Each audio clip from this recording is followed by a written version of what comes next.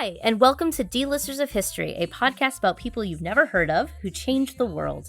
I'm Fayge, and I'm a public historian and tour guide. And I'm Mazal, a mixed media artist, and I'm also Fayge's wife. Today we have an interview with a great guest, Jack Maher. Jack Maher is a historical novelist, a proud fifth-generation Coloradan, and grandson of Eric Douglas. Eric Douglas was a groundbreaking Denver Art Museum curator, Native arts champion, and the focus of Jack's bestseller, Poppy, a novel about a colorful Colorado life. Prior to becoming a novelist, Jack worked at top-rated NBC affiliate KUSA-TV in Denver as a 9 News multimedia journalist and executive producer.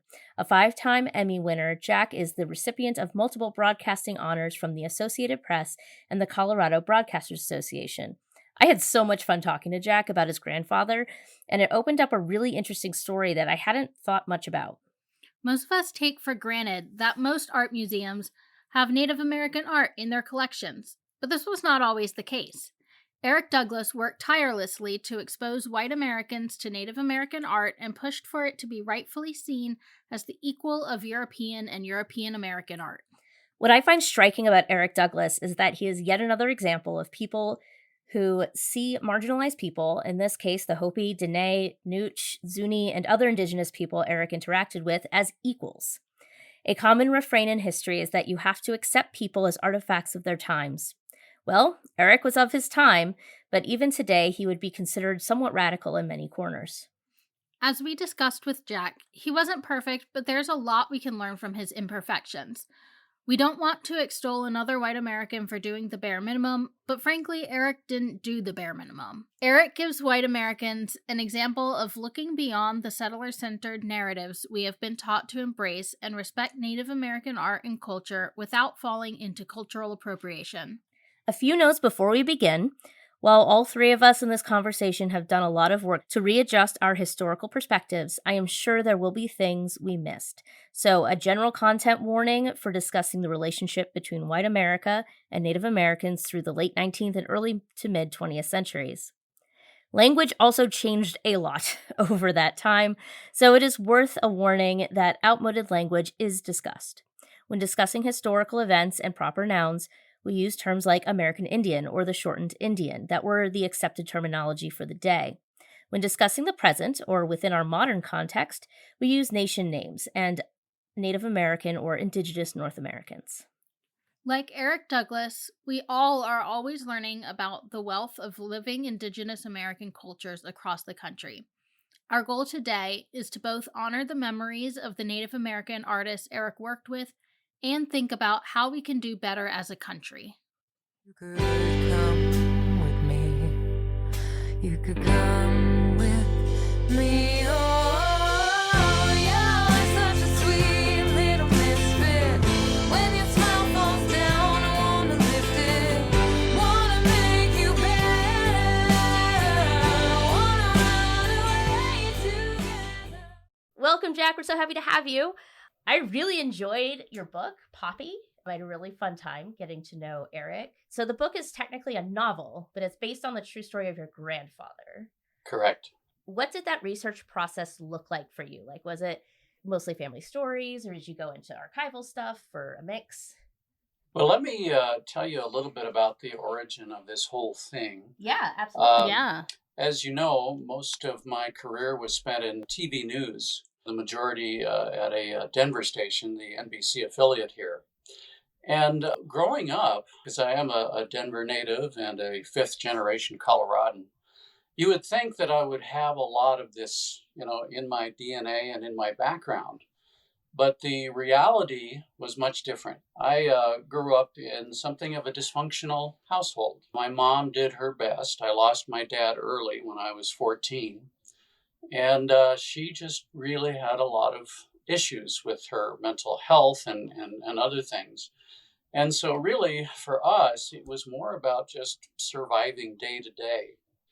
And it wasn't until her mother, a beautiful, wonderful woman named Frida, who realized that our little family just was coming apart, that she needed to kind of come into our lives and stabilize our lives. And she did that. And I credit her with just pulling us out of this darkness and giving me something of a normal life.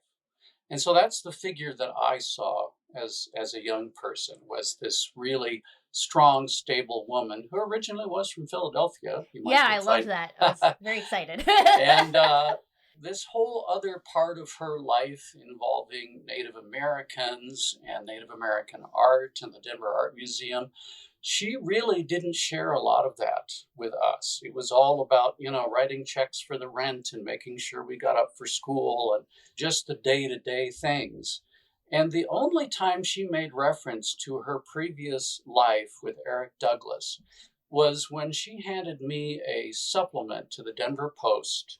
It was called Empire Magazine. It was published every now and again, and it was about history. And the cover story was about the Douglas family and about this beautiful home they had up in Evergreen called Camp Neosho. She handed it to me and she said, Jack, you may want to hang on to this someday. It's about our family. And that was pretty much the extent of my education about the Douglas family. And I have wondered for some time now why she wasn't more forthcoming about that part of her life. Fast forward, after many, many years, I was invited by the Denver Art Museum as one of the last remaining descendants of the Douglas family to come and lecture before a society devoted to my grandfather. And honestly, I was terrified because all I had was this little Empire magazine and little bits of what he was about. And so I did some fast research, and then I found myself lecturing in some of these people, and I admitted to them, you know more about my grandfather than I did, but I'll do my best. And I kind of stumbled through this 90-minute lecture. Well, I finally retired from TV news, and I just decided, my grandfather and what he did, from what I was able to gather, is worth a lot more than some bumbling lecture. So I spent 2 years researching his life and his history and his roots. And the result is this book, Poppy, which I'm so glad you read. Thank you for doing that. And it was a labor of love that I'm very proud of. That's really interesting. Us, it really speaks to me too, because I've had to kind of rediscover a lot of family history too. Yeah, so why did you decide to make it a novel instead of Well, nonfiction? I just looked at a lot of the material that the Denver Art Museum had already put together. They had put 100-year history together that included Eric Douglas's accomplishments. There were technical papers related to a lot of his work with the different tribes and documenting the potters and the weavers and whatnot. But there just wasn't a lot of heart to it. And so I figured I'd use those as the bones for this novel. And I wanted to really put more heart into his history and his story and his relationships. All of the incidents in the book are based on real things, but I had to invent a lot of the dialogue and a lot of things that occurred. And I'll tell you, I'll give you an example. In the towards the beginning of the book, I talk about a 1921 expedition that Eric was on with his father through Monument Canyon, Arizona. And during the course of this expedition, they rescue a mule who falls into a pine tree. And I got that from a diary that Eric's dad put together. And he was a great writer, but, a lot of the time he didn't put a lot of detail into what happened. And so there was just this entry, we made camp, beautiful sunset. Oh, and we rescued a mule from a pine tree, period. What? And so I had to use my imagination. How did the mule get in the tree? How did they rescue him? What was that all about? And so that's what I did. I would take these real events and then extrapolate from them. So you had a bunch of diaries from your great-grandfather then? That is correct. Winfred Douglas. And if I could, I'd like to take a moment to talk about him, because I think Eric's interest in Native American art stems from his dad. Yeah, for sure. Let me just pause you, because that is actually where I want to start. I just want to put in the good old, Eric was born in 1897 in Evergreen, Colorado. But yeah, and the book starts at the end of his life. But that scene in 1921 to me felt very much like the beginning. And I really enjoyed learning about Winfred. So yes, go forth. So Winfred Douglas, he was a Episcopalian priest. and he specialized in music. And he loved something called plain song. And for anybody that has studied ancient music, they know plain song is this just if you listen to it in a church, which I have, it almost does open up a window to heaven, depending on your faith and what you think. And he spent his life devoted to studying plain song, this ancient music that's sung by monks in Europe and whatnot. And he wanted to bring it mainstream into the Episcopal Church. And so that's what he did. He was in the New York area, and he would just exhaust himself studying this music and transcribing it and writing new music based on it that he wanted to put into the Episcopal hymnals that were in use at that time. He would just spend hours at the organ composing. There was something about this Douglas family. They tended to work themselves into exhaustion. Well, one night he was found like in a coma at the base of the organ because he just had been working nonstop. And he was hospitalized, and they diagnosed him with all kinds of problems. He had a history of health problems. He had a classmate who pushed him down the stairs. He worked in a thermometer factory before he was a priest. That'll do it. And he lost all of his teeth because of the exposure to mercury. So it was just one health setback after another. So it was one of his superiors at his church back in the New York area who said, I want you to go out west. That was sort of a thing back in the 1800s. I want you to go out west and get healthy. They sent a lot of people out here to Colorado because of tuberculosis and other lung ailments. And so he was ordered to spend time in Denver, and they transferred him to a church here. Well, that's where he met my great-grandmother. Dr. Joe was her name. She was one of Colorado's first doctors. And she co-founded a sanitarium for people with health problems, with lung problems, and that's where she met Winfred and they married. But he continued to overwork himself, and there was another health collapse. And for this one, something told him, I want to just go and spend time in the Great Southwest, in the Four Corners region. And so he went off for 6 months in what was called Indian country at the time. He had a bedroll, he had a horse, slept out under the stars, and he was just determined to build himself up. This was also the era of Teddy Roosevelt, and he was sort of setting the example, right? Let's go on horseback and get healthy. Cure asthma by just bootstraps. By sheer will. He did do that, and he did actually get better. And he lived among the Navajo and the Hopi. He befriended them, and he just fell in love with their culture and their art. He learned the Hopi language to the point where he was fluent, and they loved him as a blood brother. They made him a blood brother, and they gave him the name of Tall Pine Tree because Winfred was this tall man. And even though he was an Episcopal priest, he wasn't there to try to convert anybody. He obviously, shared if they were curious about his faith and whatnot. But he just got this real sense of what their world was all about. And so then when he came back to his family, and after Eric was born, I think this love that was born of this time just became part of their family. And so they were on this mission to collect a lot of Native American art, and they decorated this beautiful home in Evergreen with it. And then by extension, they helped the Denver Art Museum found the Native Arts Department. It was then called the Indian Art Department. Eric, just by osmosis, I think, absorbed all of this and got this love for Native American art and love of their culture. One thing I found really interesting about, both of them, but Winfred clearly was the first, I guess, of the family, is that what you mentioned of learning the culture on its own terms. That he didn't come in and was sitting there like making comparisons to his own culture. I'm sure he was mentally, because anyone would, but it lacked that paternalisticness that you usually see from that era. So you read a lot of stuff from that era, and you'll have these the white man goes west and Right. Saves them. bivouacs or whatever.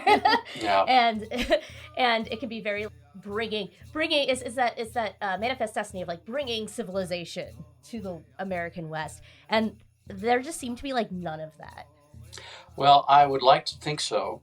I would say that the Douglases were part of an era in which there were some wealthy social reformers that had seen what white America, what the federal government had done to Native Americans, putting them on reservations. They were struggling, they were starving, and a lot of people were very concerned, including Ann Evans, who figures into my book. She was the daughter of Colorado's second territorial governor, Governor John Evans, who was infamously associated with the Sand Creek Massacre. Mm. I think Ann Evans was one of these people because she felt tremendous guilt over what happened at Sand Creek.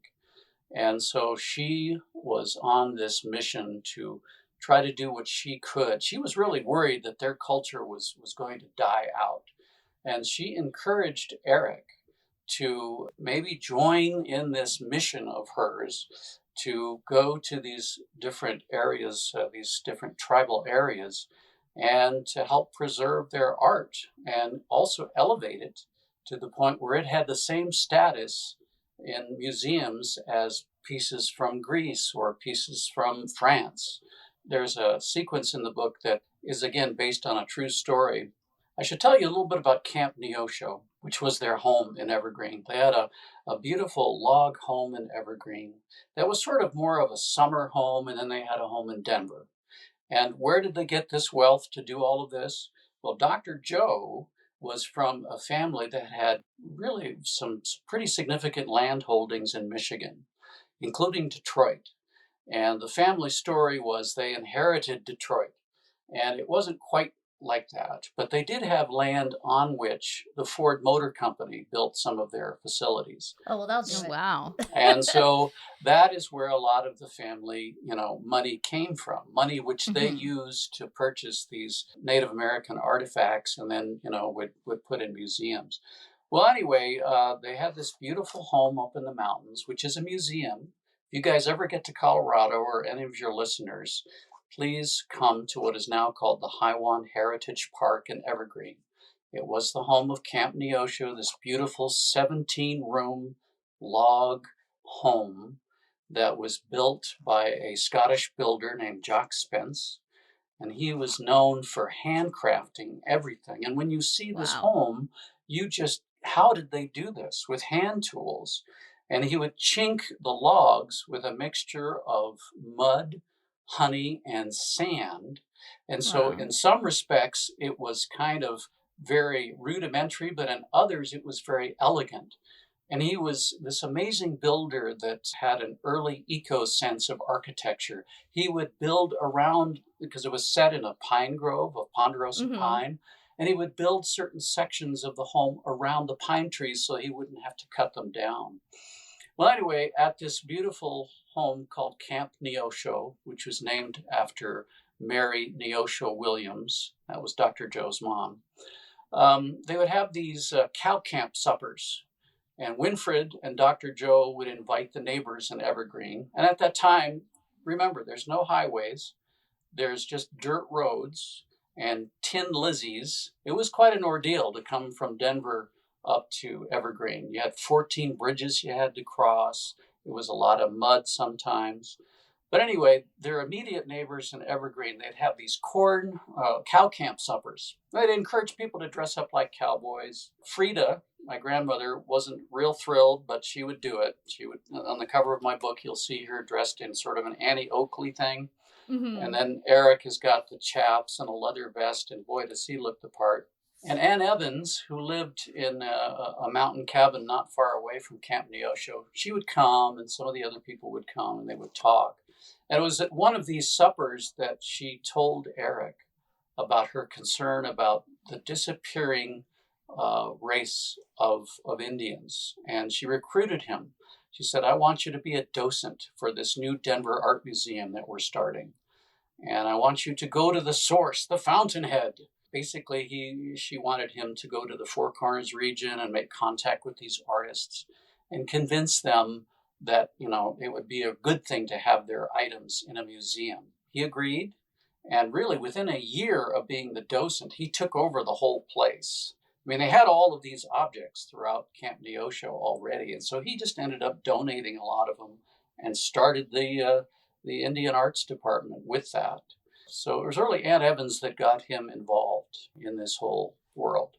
Yeah, and speaking of Ann Evans, one thing that I thought was really cleverly done from a literary perspective, but also historical, was during that 1921, I don't know what you call it, camp out, camping adventure. There's this great part where Eric, who's in this scene, Eric has just graduated from University of Colorado with his BA, and he's going to go on to, oh boy, it was University of Michigan, but then he ended up at PAFA, Pennsylvania Academy of Fine Arts, which first art college in the country. Put that in.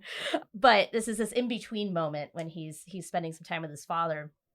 And he has this conversation with another person who's come along, I guess, to help about what is officially in history called the Bluff War. Yeah. This was a incident in the, oh boy, I didn't write down the date. Good job, Past Fayge. Great job. Well, anyway, it's about a young man named, and my apologies if this is not the right pronunciation, Senegat. That's right. Good job. Yes. Who was, and this is actually one of these moments where we're kind of bouncing between names. So they're known in sort of legal American traditions.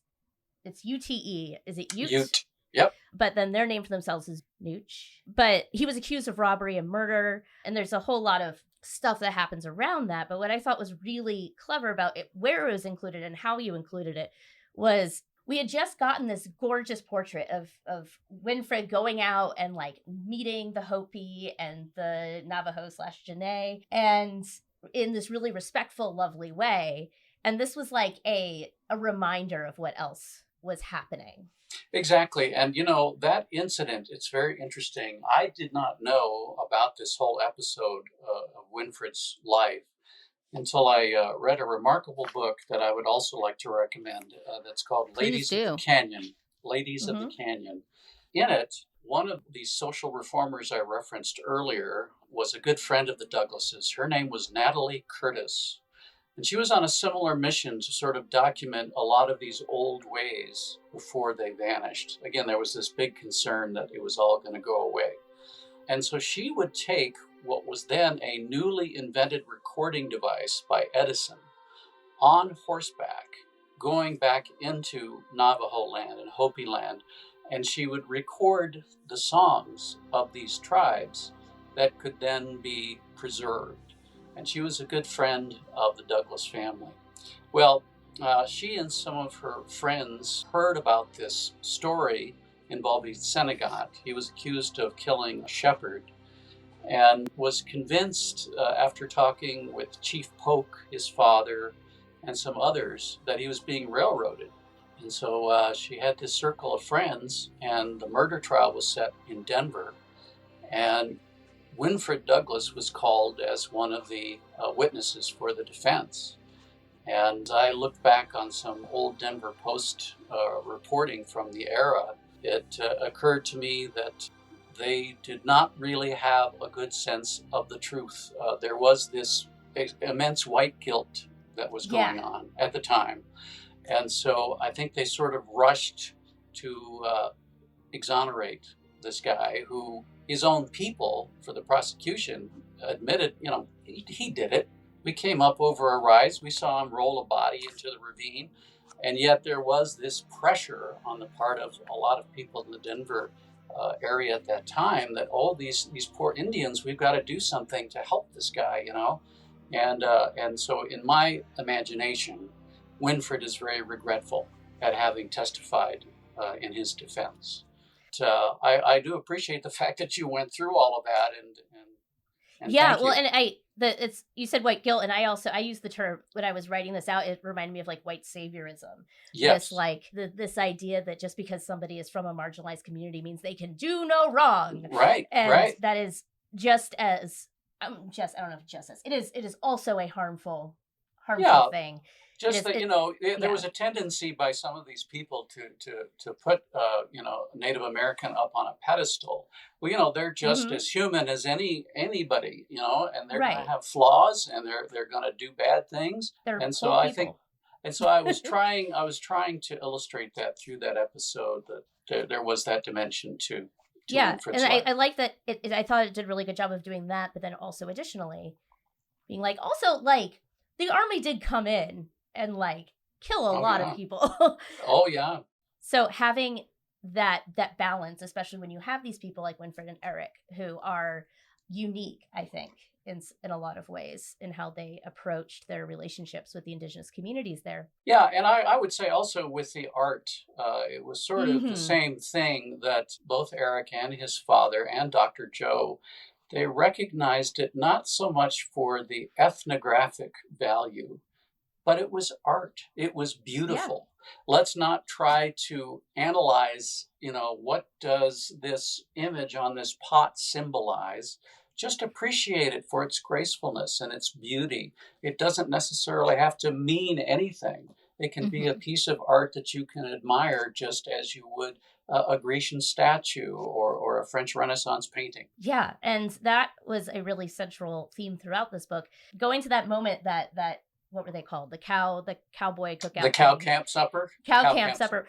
Which I thought this was really funny that you mentioned in the book that it was sort of based on this idea of like some of the local indigenous communities would do something kind of similar around their powwows. And so it's kind of a fun, it struck me as kind of humorous in a, like that they were like, well, this looks like fun, but we're not going to obviously do a powwow because that would be, today we call it cultural appropriation, but like that would be not great. So we're going to do a cowboy one. And it just, something about that just tickles me. Eric sees Anne at this event, and I love that she basically insults his artistic abilities. Yes. In a way that I kind of appreciate as a like just okay musician too. That it's like, okay, listen, man, you can make mediocre art, and you're rich, so you can just do that, or you could do something that actually matters. Yeah, he for a while there was on track to become an artist himself. But I do think he had the good sense to realize that he didn't have that level of ability to become much more than a mediocre painter. And I don't know that Anne actually told Eric that, but it was my way of sort of inferring a little bit that I think you have another calling in life.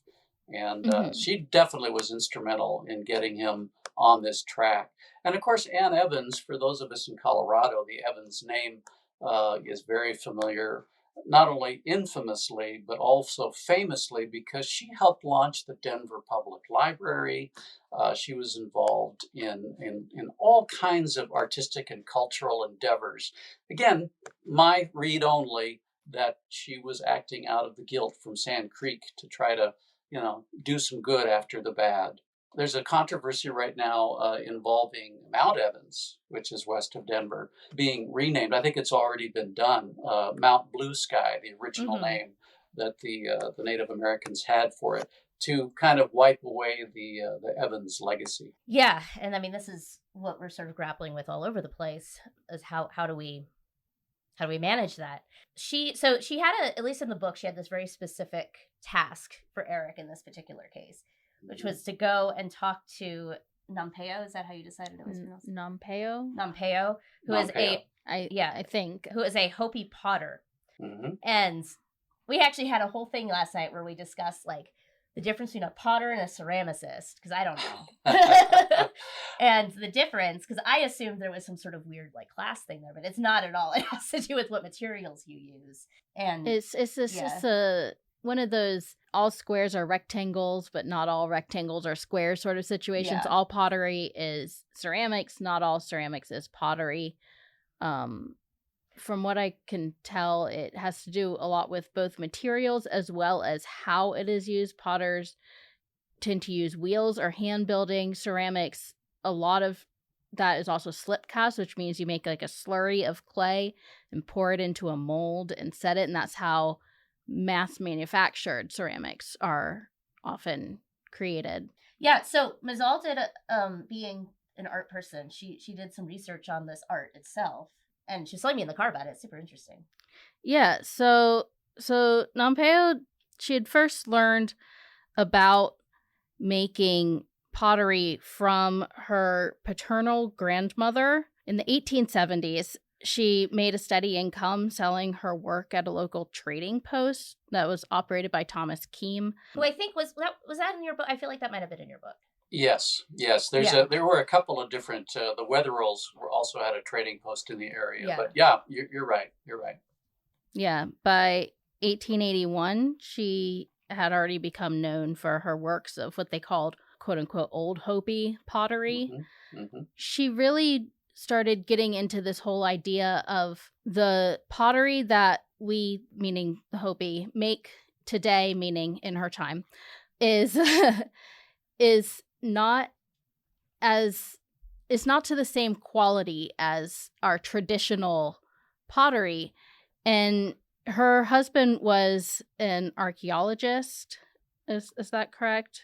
I believe you are correct. I have it written down. I just have so much written down. I think that's what you said. I mean, based on what he did. Yes, and yes. So her second husband was employed by the archaeologist J. Walter Fuchs at the excavation of the ancient ruins of the Hopi village. And do you say it Sikyatki? Yes, that's about as good as I can do. Yeah. I'm sure Great. there are Hopi listeners who are probably cringing right now, but yeah, our deepest apologies. Yes, so sorry. Trying. That was in the 1890s, and he helped Nampeo find all these potsherds that were from centuries before. There's the 15th through 17th centuries, and they would copy. They had these designs on them from the much older Hopi pottery, and Nampeo copied these designs onto paper and then used them as motifs and designs in her own pottery. There's one pattern in particular that they called the migration pattern that had feather and bird claw motifs and represented the migration of the Hopi people. And that became really famous. She used that as a motif a lot in her work. And she had a specific style as well that became very recognizable. I am very impressed by your level of research. That is amazing. We'll link in the show notes some pictures of her work. Yes, it's gorgeous. So good. No, it is gorgeous, and it was very distinct. And Eric recognized this.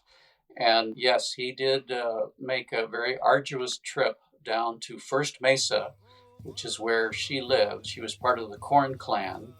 And at that time, she was trying to pass on what she knew to her daughter, Nellie, because she had this insidious eye disease, trachoma, and was basically blind. And so, she was still able to make these beautiful pieces, but it was Nellie who had to complete them because obviously she couldn't see. But in her prime, you're absolutely right. She would descend from First Mesa, which was, 600-800 feet above the desert floor, through this windy trail down to where there was a spring where she would draw water to use and put it in this real bulky canteen, like a 12-gallon canteen that she then attached to her forehead by means of a cloth or leather strap, and then would navigate all the way back up that trail. So she'd have the water, to make the pottery. But while she was down there, she also would scrounge around for these old shards of pottery that you referenced, because she wanted to bring back the ancestors' way of doing these pots. And so when in my novel, Eric conversing with her, trying to convince her that this is something that needs to be in a museum, she doesn't really understand the concept of a museum. Why would anyone want to go and see my pots in a museum? She was pretty savvy, though, because the Santa Fe Railroad, in a bid to get more people to come visit the West at that time, they would feature a lot of these Indian artisans in their brochures and whatnot. And so she had a pretty good business. She would make a lot of pots for the tourist trade and for a company called the Fred Harvey Company. They were a wholesaler, and they would buy these Indian wares and then sell them to the public at a profit. Um, and my great grandfather Winfred was actually an agent for the Fred Harvey Company. The railroads, of course, it was to their benefit because they wanted a lot of tourism for the Southwest and particularly for the Four Corners region. But Nampeyo was really a dwindling representative of the old way of doing things. And Eric recognized that, and he wanted to make sure that her designs were featured at the Denver Art Museum, along with some of the other people that still were using these older methods. But at the same time, he didn't want designs to be limited to people of Nampeyo's heritage and quality, because there were also contemporary artists at the time that were doing wonderful designs. And so rather than just limit it to traditional pieces, he also wanted to incorporate contemporary artists to prove to audiences that, this is a living art. It's not something that's just trapped under glass. It's still happening. And it's art that can still beautify your home, and not just pots, not just textiles, to sand paintings, just all manner of art that was being created during that time. That felt like a very central theme throughout, is this like that these are living cultures, living art traditions, and you want to look at the stuff that's older to get the context, and also because they're great too. But this isn't just like an anthropological curiosity or something. This is like actually a thing that is worth paying attention to. Also, I want to make note, just because I can already hear the question, he did insist on the museum paying Nampeyo for her work. Absolutely. Absolutely. Yeah, this was not a case of some guy coming in and sweeping in and taking advantage. He wanted to make sure that that these native creators actually had income from this, and so he thought by putting them in the museum, that would generate more interest in going to these places where you could purchase the art and the creators would benefit. So absolutely. As a public historian, I loved all this stuff about how the work he did at the Denver Art Museum, and then later on, one thing that really struck me is he didn't just buy these pots and stick them on a shelf. Like, he was out there doing the marketing and the work to get people interested. And you show him really like meeting people where they're at. So I loved this little scene where he just comes back from an interview and his assistant, Kate Kent, is giving him a hard time because the interviewer used the pejorative term cigar store Indians. Right. And he kind of like launched off of that instead of being like, that is not an appropriate word. And I thought that was really clever, and also like really smart of him. Like, he's meeting people where they're at, and he did that in his museum designs too. Like, the stuff he did, I got really like big nerd over the museum design stuff. A lot of stuff we take for granted today was from him, and then also Renee, I don't know how to say this man's name, de Harnoncourt, who I'd heard of. Right.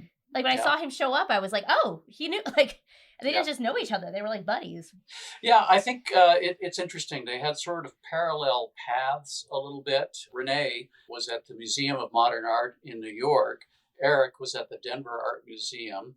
And they both were experimenting with display techniques because they shared the same belief that if you do trap everything under glass, which at the time it was, these cramped cabinets full of things, the only people that are going to be interested are what my grandfather would call eggheads that are really into it. They're going to hang around and look at it. And he said, I need to get this stuff out, and I need to put it in places that display it in the way that it was meant to be displayed. And that meant putting pedestals up and walls and breaking up spaces, painting backgrounds so that the background of the piece reflected where it was made. In the case of Nampeyo, in my book, I talk about a seed jar that she makes that's based on a vision that she has of Spider Woman, who figures very prominently in Hopi culture. And so he wanted to paint the background like the sagebrush from the canyon, that Nampeyo would draw her inspiration from. And he came across a lot of Rene de Harnoncourt's ideas at a time that was just the right time, because Rene was experimenting with how a visitor would really absorb what a museum had to offer. And he always put the museum visitor's perspective down first. As I talk about in my book, he would have these sketch pads, and Eric adopted this technique of, let's go through and just kind of lay it all out. And what am I looking at from left to right to center? How am I going to use lighting? How am I going to use color and height to try to differentiate things and really make it immersive, including leaving spaces dark so that if you had some beautiful gourd masks that were used in certain ritual dances, let's put them in the dark, but light them with a flickering light that simulates a campfire, so you feel like you're there, with these medicine men, and it would send a chill down your spine to see this on display that way. And Rene and Eric teamed up in 1939 at what a lot of people don't even realize ever happened. It was a World's Fair in San Francisco, and it was the Golden Gate Exposition of 1939. It was opened to celebrate the opening of the Golden Gate Bridge and the Oakland Bay Bridge. And part of it was designated as a tribute to Native American artists. Rene really pushed hard for this. He asked Eric to help him curate this show. And so they created what was called the Indian Hall.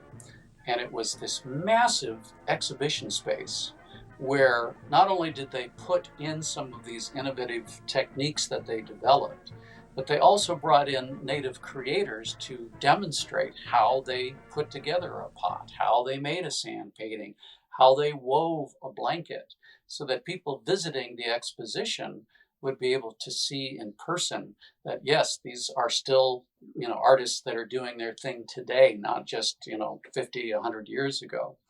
One of the things they brought to that exposition, which I was really fascinated by, was a mural of a war party on the plains. And to make it 3D, think about this, 1939, they had a beautiful painting of this war party, but then they kept the feathers on the war bonnets real. They, were able to embed them into this painting. And then they ran a tube of compressed air up to the side out of view that was shooting a little stream of air so that the war bonnets were rippling as if they were in the wind riding on horseback. And that's pretty innovative even by today's standards. Oh yeah, I was gonna say, it seems like we're rediscovering a lot of this stuff that they already did. Like when you're talking about keeping things out from under glass, there's a museum here in Philadelphia called Museum of the American Revolution. And one thing I really love about it is anything that is okay, that would be okay for people to touch, is available to touch. So like there's like a American Revolution era cannon, which you can touch because like it's a giant hunk of metal. It probably sat outside. Like it's fine. You can touch it. Like this isn't some delicate like piece of fabric or something. And they've got like things to smell. Like you can smell the tea like that they would have had at the Boston Tea Party and things like that. And all this stuff that I like will sing the praises of this museum. It's like he was doing this a while ago and we just sort of like forgot, I guess. And I'll tell you about this exposition. It also was a little bizarre because it was built up about 2 miles out into San Francisco Bay. They used the U.S. Army Corps of Engineers to build an artificial island on which to put this thing. Yeah, and wild. they had these multicolored searchlights that would shoot hundreds of feet up into the sky at night, like a Hollywood premiere, if you can imagine that. Mm-hmm. And then you had to take a little water taxi to get out to this museum. And so it got the nickname of Magic City, because if you can imagine looking out into the bay, it's no longer there. But seeing this little artificial island and all this activity and this light. And so it did have a serious element, but it also had some bizarre elements, which I reference in the book. I mean, it's the 1930s. Like, they're going to do some weird stuff. Very weird. They had a hokey miniature Western town, and I kid you not, they staffed it with little people dressed as cowboys and school teachers and whatnot. They had a racetrack. And again, I wasn't there, so I can't vouch for this, but supposedly the racetrack had automobiles, little tiny automobiles driven by monkeys, Oh my God. and They went all out, huh? they really did, and they had Sally Rand's rope tricks. Sally Rand was sort of a burlesque queen, and so you could go pay your quarter and go into this area where you would look behind glass panels at these barely dressed cowgirls doing rope tricks. So, and I can only imagine what my grandfather must have thought. What am I doing here? But Meet you people know, where they're at. You got to meet people where they're at. there you go. That's a good point. But none of that bizarreness crept into the Indian court, I'm thankful to say. Yeah, and actually quite the opposite in a lot of ways. So there were two artists that were brought up in the context of this. One was Red Robin, who I just loved as a character. Red Robin is introduced, was it Winfred, I think, introduced him to Eric, and got him he was educated, and he was eventually hired, I think, or he worked with the Denver Art Museum. Yeah, it's true. Winfred came across him on one of his many travels. I will say that Red Robin identified as a Zuni. He was raised as a Zuni, but we're pretty sure he was Hispanic. But so that's where that was coming from. We were just talking to this. I was like, I saw something that was we're not sure, but the book he says he's Zuni. Right. Yeah. I must say that he has an interesting bit of mystery to his background, but he knew enough about the culture, and he was a very talented sand painter that Winfred recognized that this guy is something special. So the family basically adopted him. They did give him his education. He came to Camp Neosho up in Evergreen quite frequently. In fact, my Aunt Eve, in her oral history for the museum up there in Evergreen, she treated him like an uncle or almost like a father. And it was because Winfred and Eric were gone so much of the time. Winfred a lot for his work for Episcopalian music liturgy, Eric for his work on behalf of the museum. And she revered Red Robin. She told a beautiful story about him that I incorporate in the book. There was a little creek that ran behind Camp Neosho. She called it a crick. He brought her down by the edge of the water, and he said, I want to teach you something, Eve. And he took a stick, and he stirred up the bottom of this creek, stirred up the mud, and he asked her, she was a little girl, he said, what do you see? And she looked, and she said, well, it's hard to see. It's all cloudy. He said, okay, well, let's just sit and wait for a little bit. So they sat and they waited. And then over time, it started to clear. The water started to clear. And that was his way of telling Eve that you have to be patient with life. And that when you get these troubles, when things happen, just be patient. It'll clear up eventually.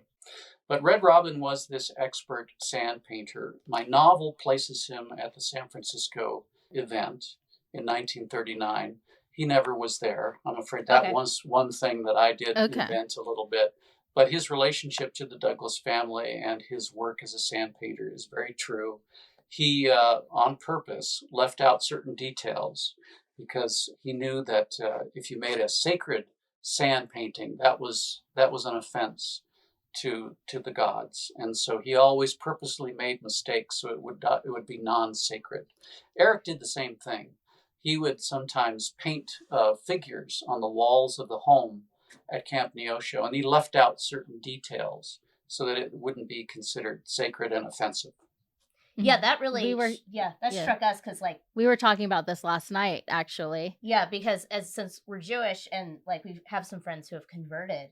And one of the parts of the conversion process is you're supposed to follow the law, but only just so much. And so people who are super Orthodox, follow the law super precisely, will at the end of the Sabbath, flick the lights once just so that they don't technically do it. It's very. It reminded me of that. But then also what I thought was really great about this is you had this extended scene where a different artist has a child with them who has their legs something's wrong with their legs from polio. That I appreciate you bringing that up. Her name was Mary Little Bear Inkanish, And she was a Southern Cheyenne craftswoman. And just like Nampeo, she was doing things in the old traditional way of making sure that deerskin was used when With she would make beadwork. these beautiful, buckskin dresses, and the beadwork was so intricate. She would make moccasins that were for weddings and for funerals, and she would put beads on the top and the bottom because whether it was a funeral or a wedding, you never were to touch the ground. And that's why she put the beads underneath so that you would have to be carried if you were the bride, or obviously if you were the deceased, you would be carried to the ceremony. But anyway, Mary Little Bear, she was invited to be a demonstrator at the Golden Gate Exposition in 1939 to show some of the beautiful textiles and the beadwork that she was known for. And she did know of a little girl named Dolly Lee. Dolly Lee was the daughter of another Navajo craftsman.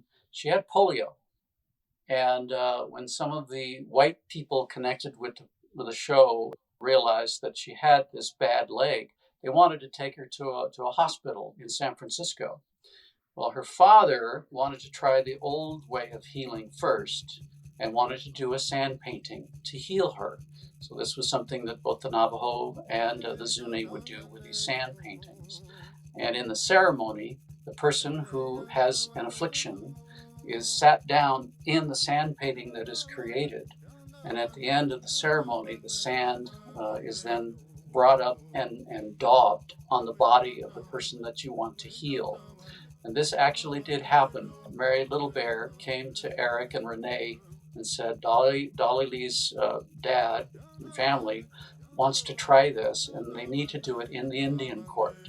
So will you shut this place down so that they can do this? It will take all night. We have to be done by sunrise because we don't want to risk a curse. That was the thought. Mm-hmm.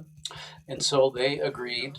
And it was at great expense. It was at a time when they were just starting to finally get crowds to come into the Indian court to see all of this. And there was a lot of back and forth to get the approvals. But they did shut it down, and they did allow Eric and Renee and just a few select others to come into this rarely seen ceremony in which they did tear up a sand painting to try to help Dolly Lee. So I think between a combination of that healing ceremony, and she did end up going to the hospital, it did help her leg. Yeah, and I loved that part of the book too, of this sort of like matter of fact, like that these are both valid traditions, both valid ways to go about things. But that's an incredible thing to shut, especially there was WPA money involved. So like exactly. So that was not a small thing to shut it down, and the fact that they did that speaks volumes. And Eric maintained his friendship with Mary Little Bear for the rest of his life. And she was so saddened by his death. She said quite famously, "We will never see his like again." That's how I end the book. But they had this beautiful friendship, and he encouraged her to try to pass on her way of doing this dressmaking and this beadwork to other people within her culture. And sometimes, she was successful, but other times she was not. It was very hard work. It was hard on the hands, Imagine trying to punch through deerskin with an awl. She just was this lively, beautiful sprite of a woman who came alive to me through my research. There's tanning involved too, which is just not exactly the most pleasant process to be involved in. Mazal, you had a hard time finding stuff on her. Yeah, I tried to do some research, and there was one website that had one sentence, and then there was another website that had another sentence, and both of those sentences said she did beadwork, and that was basically it. And then I saw there was a book about her. Let me pull the title. I believe it's called Dance Around the Sun. Mm-hmm. Yes. Dance Around the Sun, The Life of Mary Little Bear Inkanish, Cheyenne, by Alice Marriott and Carol K. Rachlin. I couldn't see without sourcing the book. I couldn't see any information in it, but we are planning to source the book and read it. Yeah. Well, again, she's a perfect D-lister of history as that was well. our thought. Especially because one place we have been a little negligent on is like Indigenous people of North America. In part just because that's not where my expertise lies. Gap we would like to fill.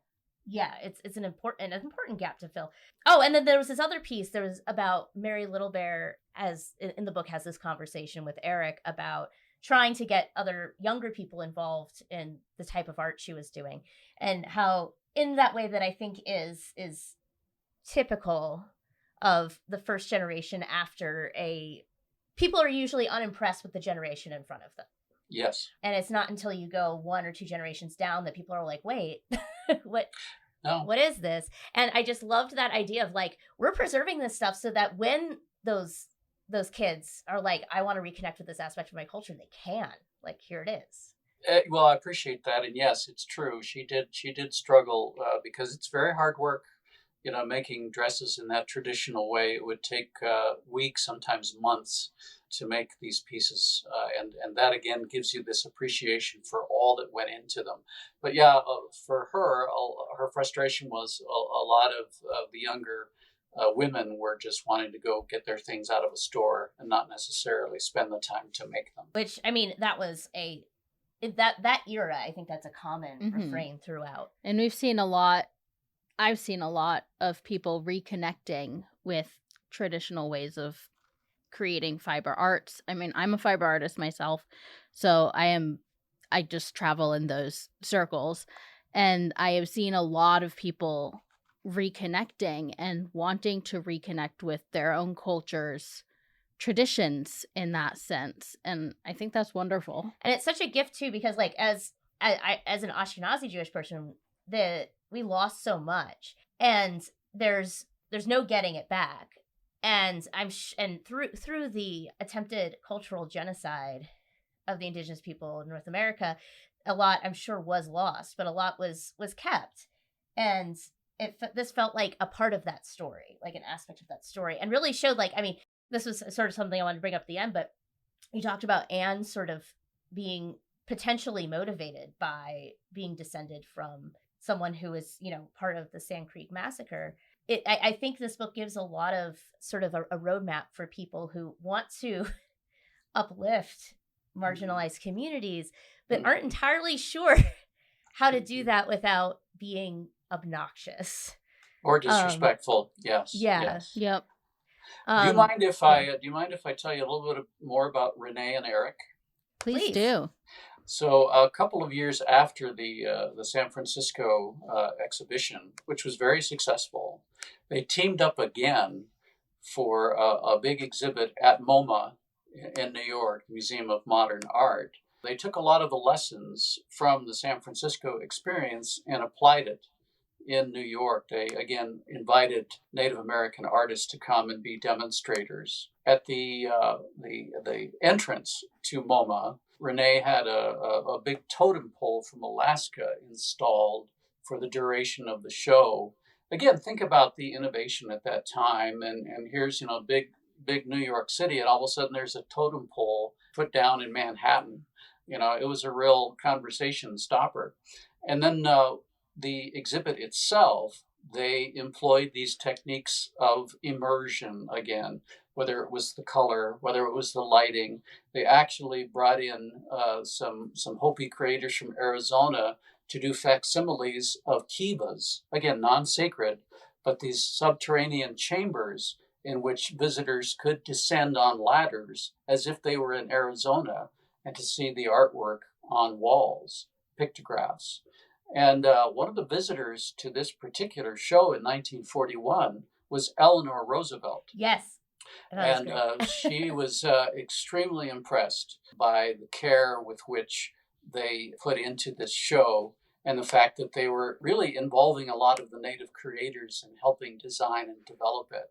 The Roosevelts had a very interesting connection to the Douglas family.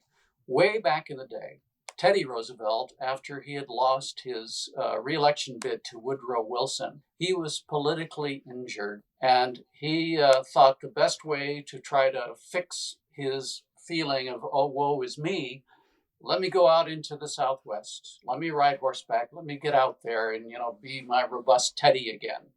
And so Winfred Douglass served as a cultural guide for Teddy Roosevelt. A lot of the areas that he was very familiar with, he brought Roosevelt and Natalie Curtis, who I mentioned, introduced them to the Hopi people and some of the other Native Americans. But there was one member of the Roosevelt family that was not a fan of Winfred Douglass. And I make reference to this in the book, and his name was Nick Roosevelt. He was a cousin, and he called my great-grandfather an insufferable idiot. And he did seem to have this sort of Boy Scout approach to life. He was very enthusiastic, over-enthusiastic, some people would say. And it got to the point where, some people were really turned off by that and his enthusiasm for the subject, whether it was Episcopal music or Native American art.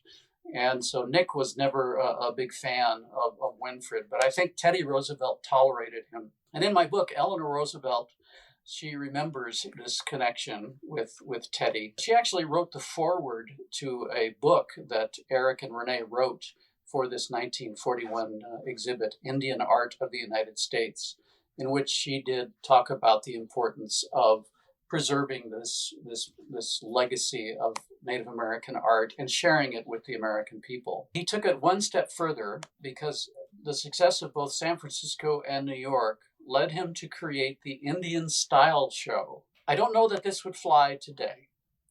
Yeah, it was really interesting. I had some questions but about this. if you look at it through the lens of the 1940s and the 1950s, I think I can understand why Eric Douglas did this.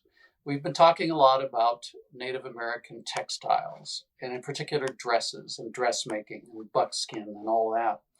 Well, the Denver Art Museum had this beautiful collection, and he thought, just like not wanting to trap things under glass, he also didn't want to just keep these beautiful dresses on mannequins. And so it was Eric's idea, and I think Frida may have planted the seed a little bit, to do fashion shows. Let's get models to wear these beautiful pieces of art so you can see how they actually look. And so, like a Vogue magazine show, he would narrate, taking fashion terms that he learned by picking up Vogue magazine. And as these models would parade before white audiences, and they were white models, he would describe these different beautiful dresses and the eras in which they came. And he would mix some from the mid-1800s with, again, contemporary designs to show that, this is a living piece of art that you're watching. They were a smash hit. He would, by design, go to, some of the ladies' clubs in Denver and some of the other places that he would present. And he did this all over the United States. But he would have sort of the same modus operandi. He would be the narrator. He would have these women bring out these dresses, some of which were real showstoppers. But at the same time, he was teaching them a bit of history.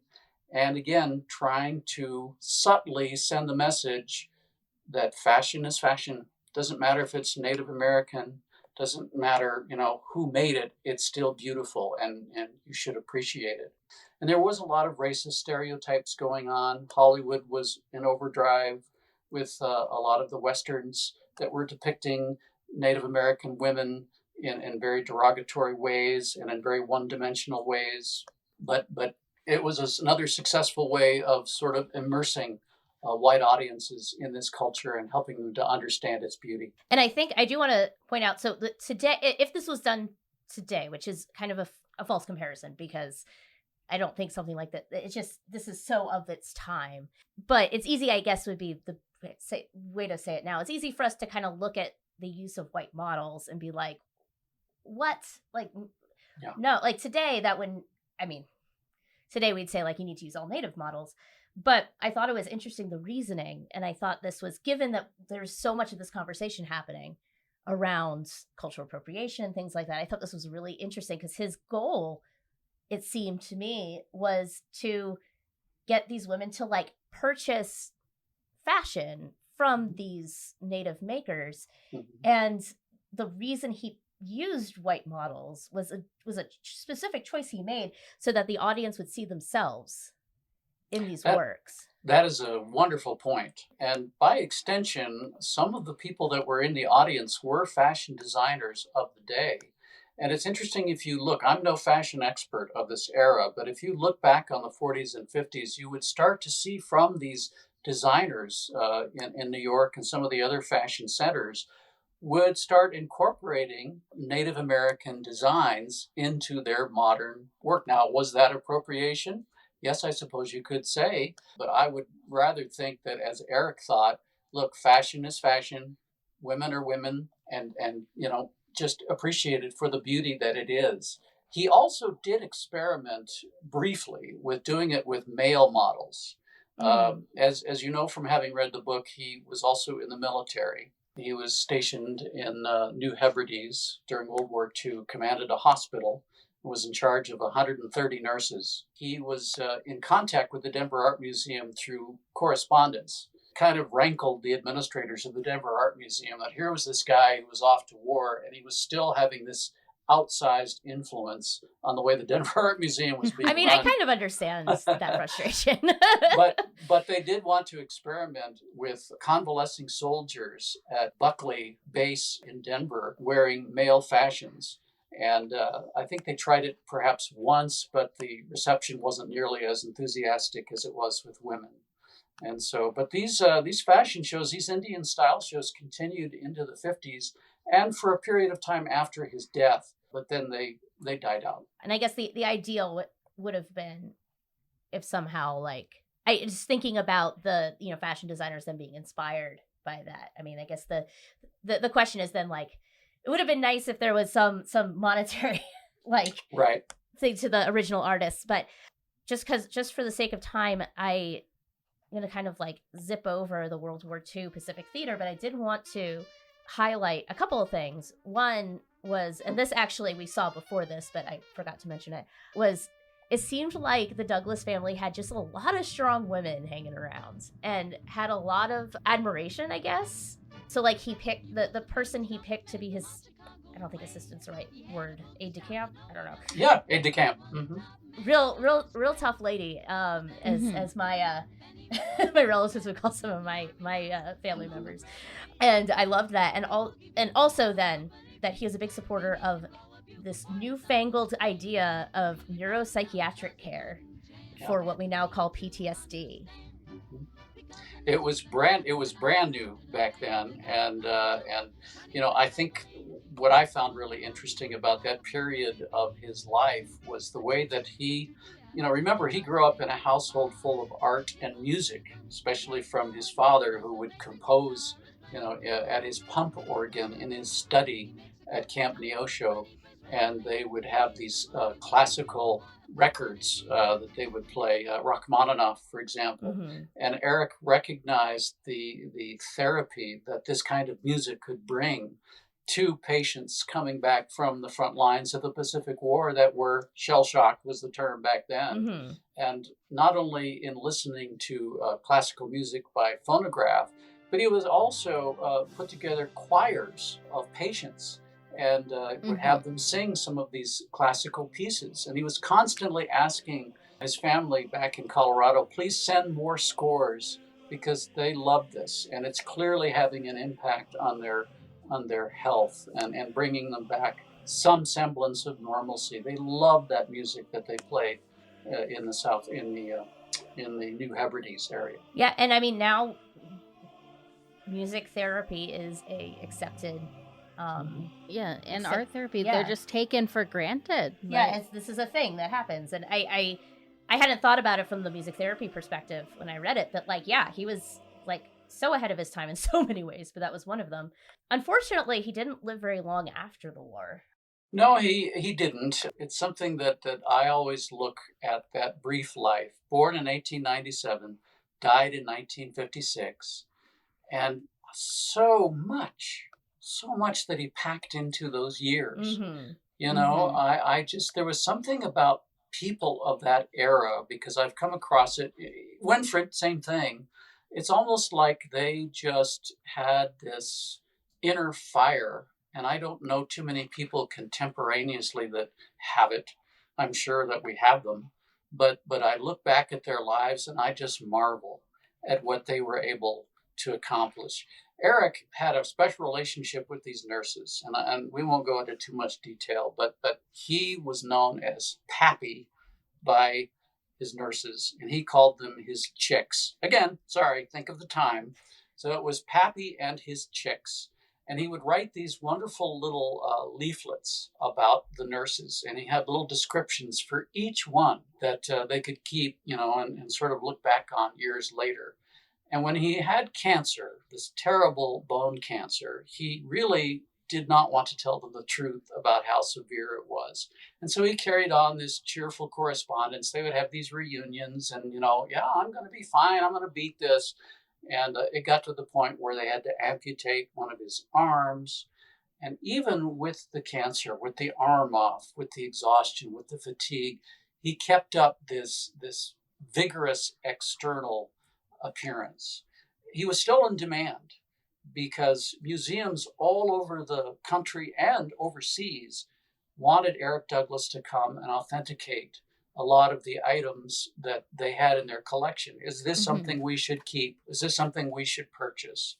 And because he had this vast reservoir of knowledge, he was called upon to do that. And so he traveled even while sick, including, as I mentioned in the book, to the Logan Museum of Anthropology in Beloit, Wisconsin. And he's in a wheelchair, and he's evaluating this collection that the museum had gotten to determine how much of it should go on display. And this was one of the most emotional things for me in researching this book, because I was 2 years old when Eric died. And I only had this vague image of this tall, scary one-armed giant, because he was a tall man. He was a tall man. And I don't remember much more than that. And so when I learned about this visit that he had really in the year before he died to the Logan Museum, I ran across a reference to the fact that a tape recording was made of that visit as he went through this collection, just so that it would make it easier on the secretary later to transcribe, what was what. So I spent most of those 2 years tracking down this recording, and I found it. And it was wonderful. In the Logan Museum archives. But it was from 1956, 1955. It was in really bad shape. I bet. And so I had it sent to a audio lab in Salt Lake City, and they were able to restore it. And if you guys can imagine, when I finally got the digital file, my heart was beating through my chest. I'd never heard the voice of my grandfather consciously. And then to hit that play button and to hear his voice was very emotional. I bet. It was very emotional. And it was so vigorous. And it was so deep. And it was so full of life. And it brought him to life for me. And there's a sequence where he is picking up, I believe it's a dress that has some tin jigglers on the fringe. And he's, playing with that to show, the people at the museum, this is how they use this in their ceremonial dance. Or we would pick up a whistle, and that was also used in another dance, and then he would beat his good hand on the desk in time with the whistle to give them a sense of what it must have been like. And it was about a half hour's worth of material.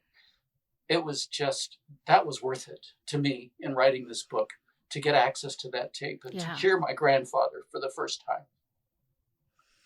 Yeah, well, I really think you brought him alive in this book. I really felt like I knew him by the end of it. It was for sure really part of why we do this podcast. Is one of those people that do something interesting and are changing the world in some way and haven't necessarily heard about them.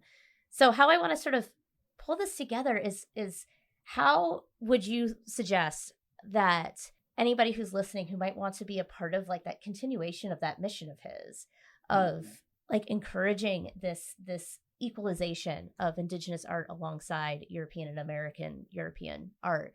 I would say for sure patronize your museum because of Eric Douglas and Renee de Harcourt and people like them. Fortunately, I'd see in most major American cities, you will find a section of Native American art, Indigenous art. The Denver Art Museum, of course, for me, there's no place finer to come. So if you're ever in Denver, please come to look at a lot of the art, which not only was collected by the Douglas family, but many others. And there is a current exhibit, I'm very proud to say, called Weaving a Foundation. And this actually pays tribute to Eric Douglas. And I was really concerned for quite a while that his legacy was starting to fade at the Denver Art Museum. And this new curator of textile art, Jill DeSandro, came in from San Francisco, learned a little bit about the whole Douglas legacy by going into the archives. And who is this guy? My gosh, look at all that he did. And so she decided on her own to bring out a lot of the textile material that has never been on view. There are 60 objects, 2/3 of which first time are being seen. And she called it Weaving a Foundation. It highlights many of these pieces that Eric and his dad collected and donated to the museum. And it will tell his story through the art that is on display. So that's one way. If you are lucky enough to visit the Four Corners region, places like Mesa Verde National Park, the Heard Museum in Phoenix, some of these other wonderful cultural centers, not only appreciate the art that is made, but buy it. Yes. Support these artists, these current contemporary artists that are still making these beautiful things. And that is how I think you can continue that legacy. And as I think Eric would say, not just making it, but continue improving upon it and building that legacy in a way that anybody does in their own culture. It's a living, breathing thing. That's right. I'm just scrolling through this exhibit, and there's a coat from Romania. This is so cool. Thank you so much for sharing this story with us. Yes, thank you. This was he was such a delightful person to sort of meet through history. And I love meeting all these other people around him as well. Yeah, it was just, there were a lot of incredible people around him that also are delisters, so to speak. And we might visit a few of them in the future. But I would love for you to, if you're ever in my neck of the woods, I'd love to take you guys out for coffee and talk a little bit more about Eric. If I could just do a shameless plug, which absolutely. Sure please. I'm sorry. I should. Please. No, please. you're I'm fine. Sorry. So my book is called Poppy, a novel about a colorful Colorado life. You can find it on Amazon, or I do have a website that's a bit of a mouthful, sandgoatmanorpublishing.com. Again, sandgoatmanor, all one, publishing.com. And you can find not only a lot about Eric there, but I've got a little bit of multimedia, some pictures of the people that are featured in my book. Mm-hmm. And from my TV life, my multimedia life, I did a piece about Camp Neosho, now the Highwan Homestead Museum, and how school children that visit learn about the Douglas family in the early days by visiting. So I hope you check it out. Use the words like monkey bars, climb up onto the R's and the B's, and when you reach the top, relief. Thank you so much for listening to D-Listers of History. If you enjoyed yourself, please drop us a review on whatever platform you listen on. Also, tell your friends who might enjoy our show. We are a weekly podcast. Our next episode will be out Monday, March 25th, and we'll cover the historical context around some current event that's hitting the news cycle around that time. On Monday, April 1st, we will drop our next biography episode, where Mazal and I will chat about the novelist Baroness Orczy and what her hero, the Scarlet Pimpernel, has to do with Batman. Check out the show notes for all of our social media pages. You can also find them on our website, www.dlistersofhistory.com. There's no dash in there, all one word. Also be sure to check out our new Substack for a selection of primary source documents relevant to each episode. A big thank you to all of our patrons. We couldn't do this without you. And now, an episode-relevant audio drop.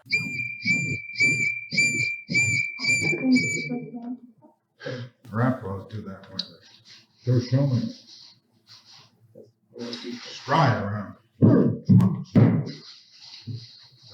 Grapple just stands still, bobbles down. Oh, indeed. This has this piece of other stuff at the end.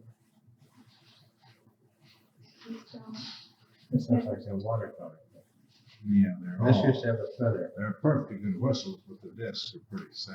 I think they were, Well, what if we keep now that that one? one's the handsomest one in the lot, which isn't saying you can get too much. No, I wanna look at this picture. I'll get it. I'll lay it down.